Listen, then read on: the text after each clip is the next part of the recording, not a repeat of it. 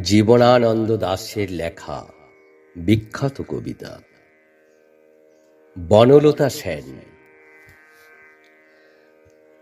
হাজার বছর ধরে আমি পথ হাঁটিতেছি পৃথিবীর পথে।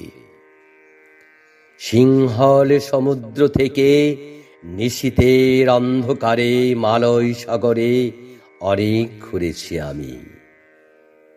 বিম্বিসার অশোকের ধূসর জগতে সেখানে ছিলাম আমি।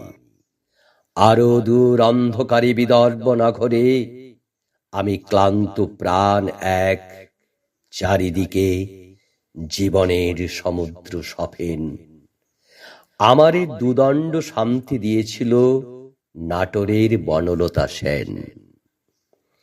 চুল তার কবেকার অন্ধকার বিদিশার নিশা, মুখ তার শ্রাবস্তির কারুকার্য, অতি দূর সমুদ্রের পর হাল ভেঙে যে নাবিক হারাইছে দিশা।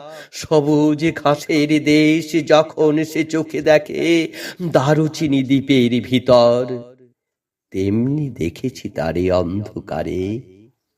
বলেছে সে, এতদিন কোথায় ছিলেন?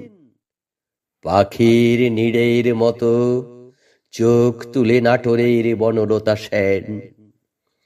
সমস্ত দিনের শেষে শিশিরের শব্দের মতন সন্ধ্যা আসে, ডানার রুদ্রের গন্ধ মুছে ফেলেছিল।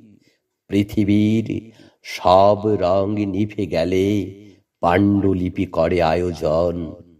তখন গল্পের তরে জোনাকির রঙে ঝিলমিল। সব পাখি ঘরে আসে, সব নদী ফুরায় এ জীবনের সব লেনদেন। থাকে শুধু অন্ধকার, মুখোমুখি বসিবার বনলতা সেন।